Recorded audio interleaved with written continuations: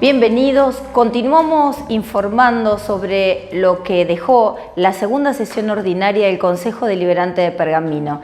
Compartimos ahora parte de las intervenciones que se dieron en torno a un problema, que es lo que sucede con el IOMA a nivel local.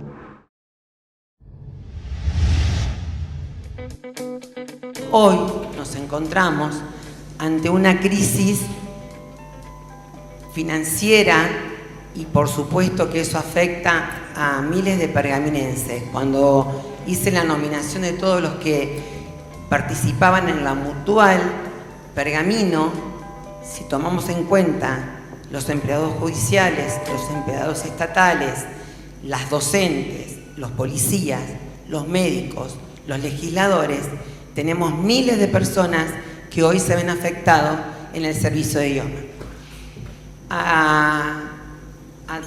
Después de este breve detalle de lo que es IOMA a nivel provincial y en Pergamino, voy a hacer alocución a las distintas prestaciones en la cual IOMA al día de hoy se encuentra con graves irregularidades.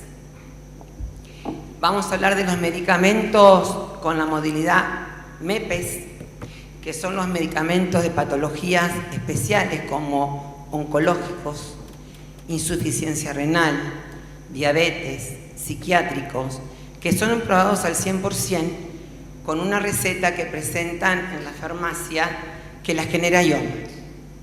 En este momento, estas recetas que debe generar la IOMA están con un atraso de 15 días desde IOMA y luego tienen la demora en la farmacia para poder recibir la medicación oncológica, que es uno de los factores más importantes, por no decir lo de también diabetes y por no decir también lo de psiquiatría. Si hablamos de los medicamentos comunes o de distintas patologías no convencionales, los precios, IOMA ha tomado una decisión de ya no tener una cobertura por el porcentaje, sino con un tope, y no aumentó los aranceles de sus medicamentos. Por lo tanto, antes tenían una cobertura casi del 70% y hoy casi no llegan a un 20%. Además, con la problemática que hay un atraso de pago a las farmacias de muchísimos meses. Cuando hablamos, y ahí viene una parte terrible, porque para aquellos que lo padecen y los que hemos trabajado tal vez en alguna mutual sabemos lo que es tener que solicitar una bomba de insulina, un instrumento para la medición de la diabetes, las tiras reactivas, como distintos insumos, nos encontramos con que también está demorado, esa receta está demorada, y hoy una caja de tiras reactivas, hablo de un precio el día viernes, oscila entre 40.000 pesos. Si hablamos de los insumos como insulina y otras medicación, está cortado porque las farmacias no están cobrando. En cuanto a las prestaciones de primer nivel, tenemos que decir que muchos ya no quieren atender por IOMA y están pagando diferencias los afiliados pergaminenses. Pongo y destaco primero mis ciudadanos, los de Pergamino, y luego todos los de la provincia de Buenos Aires. Después hablamos de los médicos que se encuentran en la prestación número 1, que se encuentran agrupados, en la agrupación de FEMEVA, tienen una deuda terrible y ya FEMEVA está con un conflicto directamente con IOMA, de los cuales está en curso en este momento. Si hablamos de nivel 2, que hablamos de odontología, kinesiología, psicología, la atención está cortada por falta de pago de IOMA. Vamos a hablar también de lo que es la atención domiciliaria o atención terapéutica o ayuda, también se encuentra cortada. Y me parece que hoy tratamos y hablamos en muchísimos momentos, y creo que valoroso, la locución de los derechos humanos, como también de los jubilados. Cuando hoy se habló de jubilados, se pidió que se tuviera en cuenta los jubilados. Los jubilados de IOMA también son jubilados y se les saca un 5% de su haber jubilatorio para la Mutual. Mutual que en este momento está en una crisis extremadamente profunda. Por eso solicito que en carácter urgente se nos notifique en un informe en qué estado está la Mutual en el día de hoy.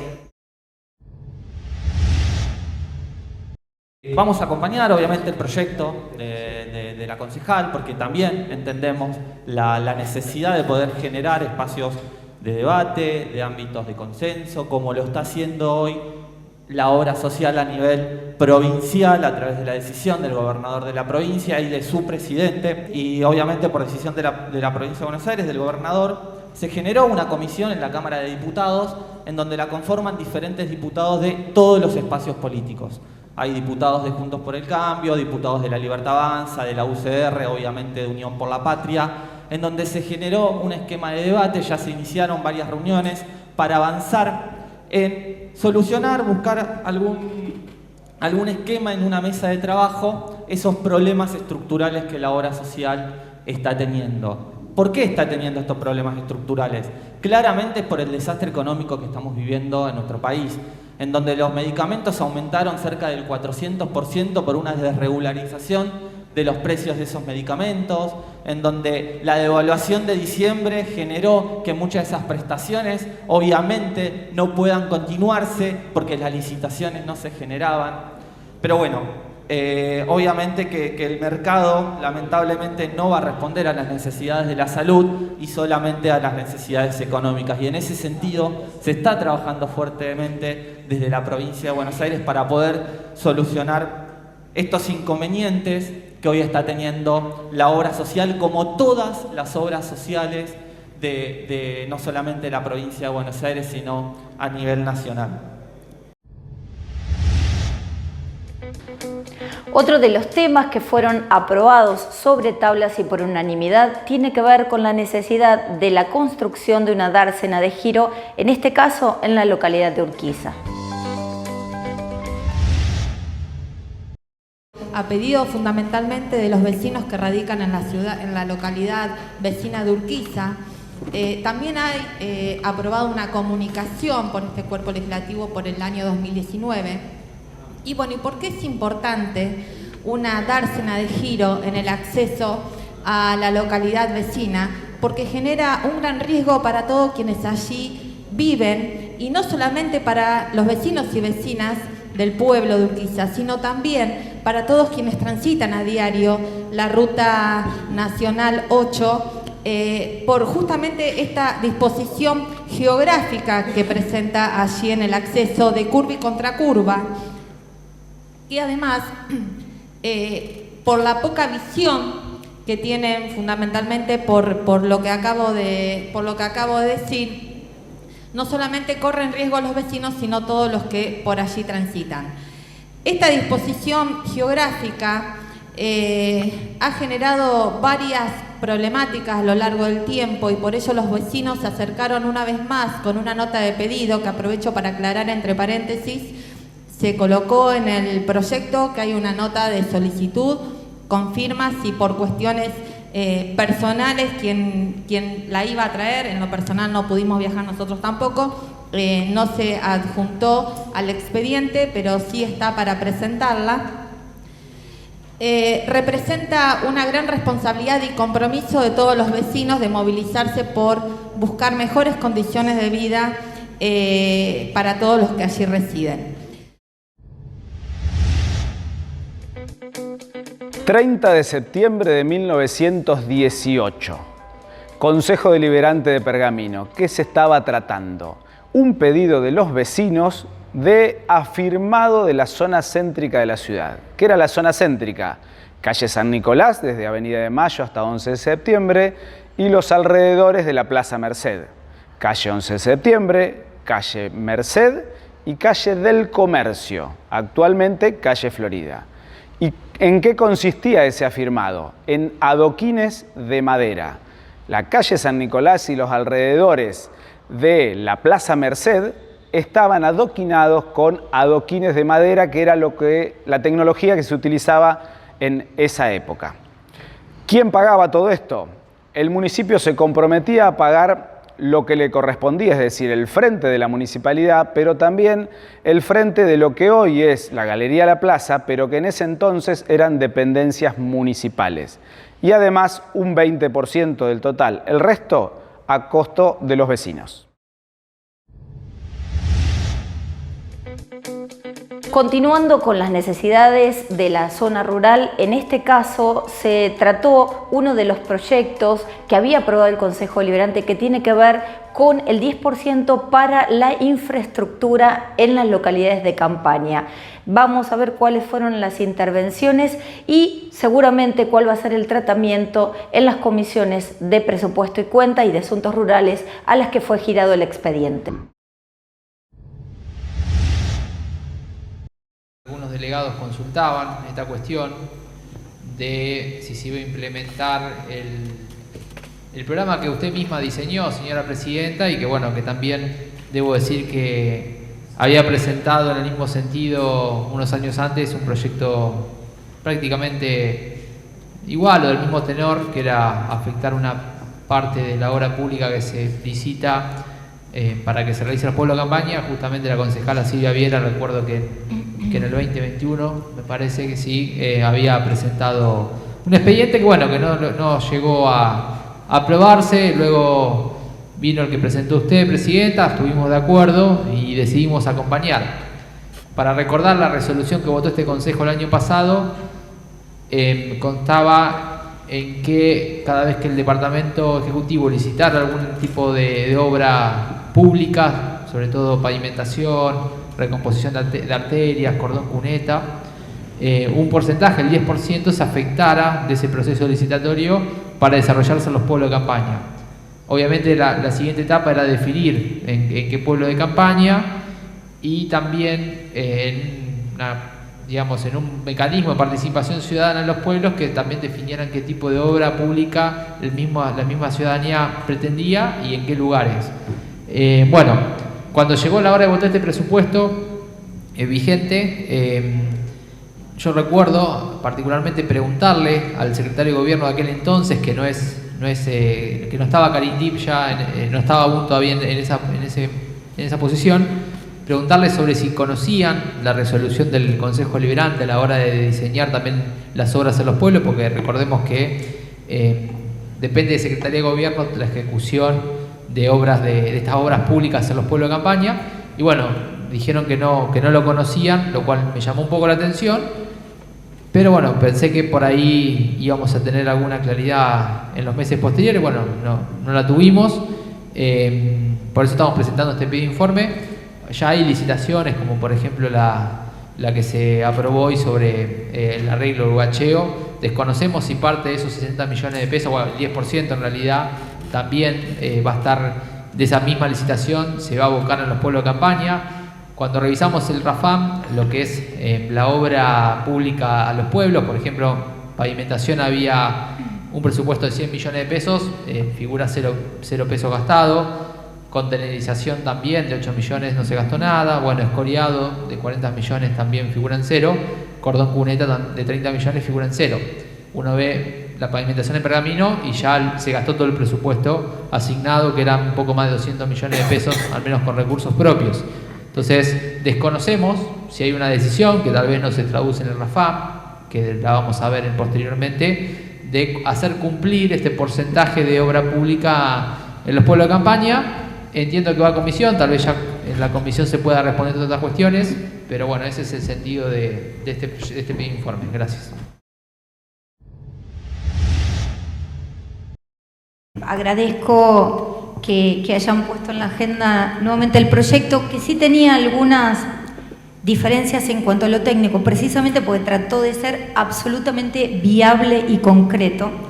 Entonces, de los primeros proyectos, no era el único, el de la concejal Viera, primero eran proyectos de ordenanza que tenían afectaciones.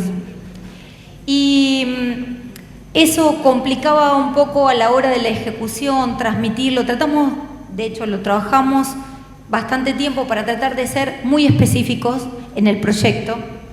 Y entonces una de las cosas por las cuales el proyecto debe ser, digamos, cambiado en sus términos en la comisión, es que habla ya de que no se encuentra en el presupuesto. Y de hecho nunca se va a ver reflejado en el presupuesto, que es, digamos, una previsión presupuestaria, sino que habla siempre el proyecto de la obra contratada.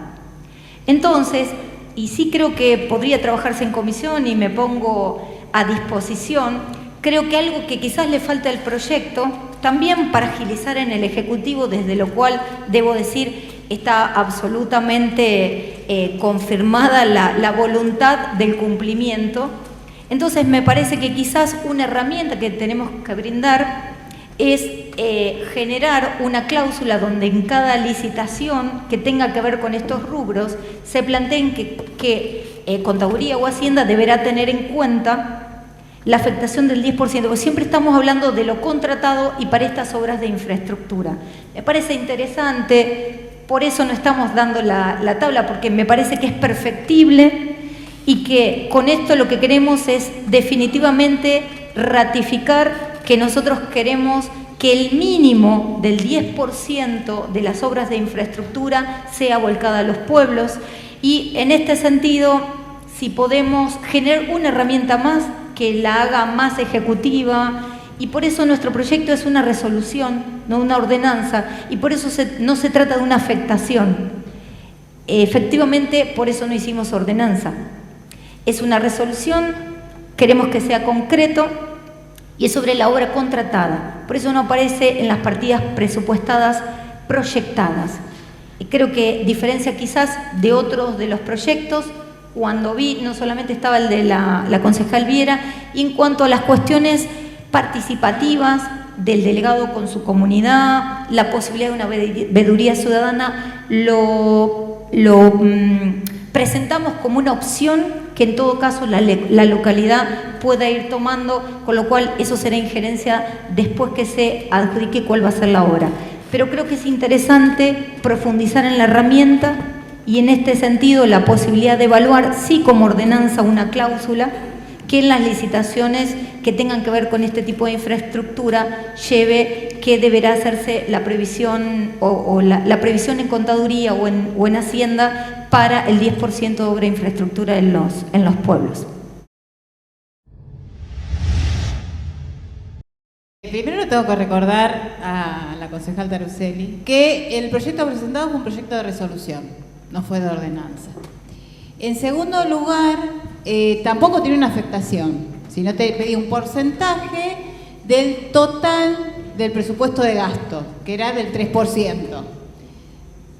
O sea que desde el vamos, digamos, ahí hay diferencias. En tercer lugar, creo que tanto su proyecto como en su oportunidad cuando lo presenté, tenemos por objetivo mejorar la infraestructura de los pueblos. En eso estamos de acuerdo y en ese sentido vamos. Con lo cual, si ese era el objetivo, tranquilamente se podría haber tratado o mejorado en su defecto este proyecto si había algo para corregir. Estamos absolutamente de acuerdo, estamos en sintonía. Todos queremos en este plexo del Consejo mejorar la obra de infraestructura de los pueblos. Lo que sí creo que más allá, ahora hay un proyecto aprobado, que se necesita información respecto de ese porcentaje que se destina a esas obras. Bueno, cómo se decidió si hubo participación, esas mismas preguntas y esas mismas condiciones que dice la concejal es la que queremos saber, y qué se llevó a cabo ya concretamente a partir de esta resolución que se aprobó el año pasado. 24 de noviembre de 1918, elección de municipales, lo que hoy conocemos como concejales. Cantidad de votantes total de Pergamino, 1895. ¿Por qué tan pocos? Porque solo votaban los varones ciudadanos, es decir, mayores de edad y que pagaban sus impuestos. ¿Cómo sale la elección? 1.103 votos para la Unión Cívica Radical, 504 para el Partido Conservador, 234 para el Partido Socialista. Eran los únicos 3 partidos que se presentaban. ¿Quiénes ingresaron municipales? 5 por la Unión Cívica Radical, 2 por el Partido Conservador, entre ellos Custodio de Arte, una persona reconocida de nuestra ciudad. Consejeros escolares ingresaron 2, uno por la Unión Cívica Radical, otro por el Partido Conservador. Pero no se elegía intendente. ¿Por qué no se elegía intendente? Porque en esa época quienes elegían al intendente eran los concejales electos. Y eso lo vamos a conocer en otro capítulo. Una de las problemáticas que tienen que ver con medidas del gobierno nacional que impacta en nuestra ciudad y que fue presentado y tratado en la última sesión tiene que ver con los despidos en ANSES. Uno no puede obviar lo humano de la persona o las personas o las miles de personas que la semana pasada han perdido sus puestos laborales en el Estado. Obviamente sabemos lo que afecta a una familia esa situación y por lo menos nuestro bloque nos solidarizamos con ellos y manifestamos nuestro acompañamiento, pero también tiene otra arista toda esta situación que es, y creo que en definitiva y corriendo un poco lo humano, lo que preocupa mucho es el achicamiento del Estado, porque cada vez que se despiden trabajadores estatales de forma masiva, como ha sucedido la semana pasada y como el presidente anunció hace un ratito o en el día de hoy, que el plan es despedir 70.000 empleados públicos. Esto básicamente, y más allá de lo humano, vuelvo a repetir, lo que traduce es un plan sistemático de achicamiento del Estado. Y si hay algo que ha caracterizado a la Argentina y nos ha diferenciado básicamente de nuestros países vecinos y los países latinoamericanos, ha sido la presencia del Estado, un Estado fuerte que ha permitido que justamente Argentina, por ejemplo, en esa diferenciación con otros países, haya tenido históricamente una clase media muy por sobre el promedio de los países latinoamericanos.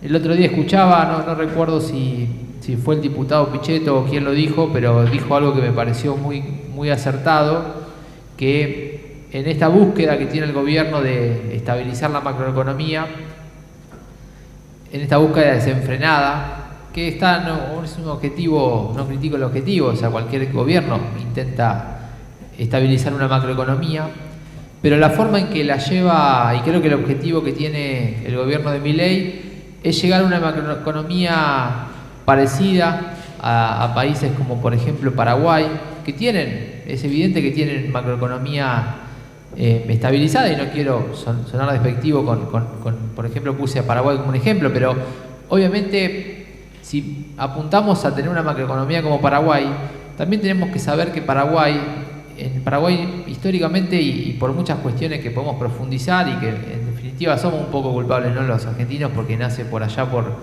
por la guerra de la Triple Alianza, pero más allá de eso, porque me voy a ir por las ramas, podemos tener una macroeconomía estabilizada, pero que el costo sea perder el Estado y sudamericanizar, y no quiero ser despectivo, pero sudamericanizar la sociedad argentina, cuando justamente fue lo que nos hizo diferente en muchos aspectos, es justamente mantener y tener una clase media próspera, que nos ha caracterizado como un país siempre en desarrollo. Yo creo que el achicamiento del Estado, y vuelvo a repetir, y más allá de que los despidos tienen una parte humana muy fea y muy preocupante, creo que el plan del presidente Milei es vaciar de políticas públicas a la República Argentina. Él lo dice, no descubro nada, que el mercado sea quien conduzca los destinos de este país, y sabemos que eso, ningún país ha prosperado de ese modo, ni siquiera los países que uno puede pensar más neoliberales o más liberales, inclusive Estados Unidos, que sabemos que en muchos aspectos el Estado está muy presente, e incluso al candidato que idolatra Milei, que es Donald Trump, ha sido un presidente proteccionista, por ejemplo, de la industria norteamericana. Entonces, me parece que mucha gente, a mi entender, no comprende el destino al que nos quiere llevar este gobierno, y tal vez le puede parecer bien los despidos, le puede parecer bien el achicamiento del Estado, pero mucha gente se va a encontrar que cuando tiene que ir a golpear una puerta para que le resuelvan un problema, muchas veces salud y un problema grave, no va a ser el mercado el que se lo va a resolver, va a ser el Estado. Y lo que está haciendo el presidente Milei es sobrecargar a los estados provinciales y a los estados municipales con cuestiones que muchas veces resolvía el mismo Estado Nacional. Se va a votar un despacho, o ya se votó, no estoy seguro, del cierre de los CDRs, se va a votar. Y eso es una clara cuestión de que, más allá del humano, que hay personas que van a quedar sin sus puestos laborales, va a sobrecargar al Estado municipal, porque lo que contenía, las políticas públicas que podían contener a la población pergaminense, que nacían desde el Ministerio de Desarrollo de la Nación, no van a existir más, y van a ser los estados municipales los que van a tener que absorber esas demandas, los estados provinciales que aparte están siendo desfinanciados por el gobierno nacional. Entonces, creo que no tomamos dimensión del plan que está llevando adelante el gobierno con el propio Estado. Tenemos un jefe de Estado que odia al Estado. La verdad que no creo que una empresa pueda tener un CEO que odie a la empresa. Bueno, nos está pasando.